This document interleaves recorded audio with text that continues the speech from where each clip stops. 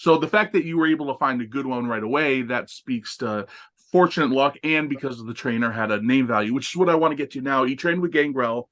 You talked about how you found his school, but were you aware of his legacy going in? Because when you started watching, I assume it was after he was out, but you might have heard of the Brood, you know?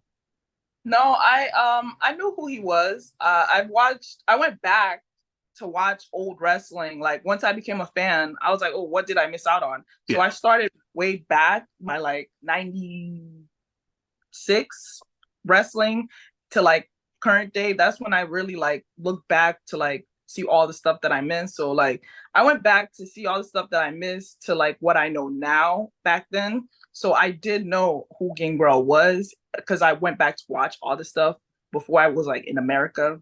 But I knew who he was. I knew of the Brood. I knew like of him, and I knew like everything like that he did, like most of his work in like Japan and everything. I knew some of that, and like his work in WWE, WWF back then. I saw all of that.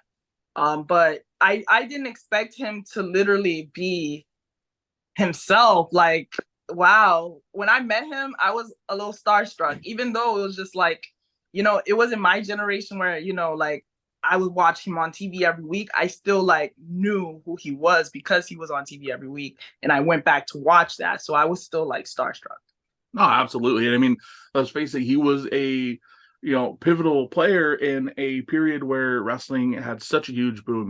People talk about different booms. You have the 80s boom, you have the 90s boom. A lot of people believe wrestling's going through a boom right now, a different kind. And the fact that you're able to train with someone that's such a big role in that period is super cool. Yeah.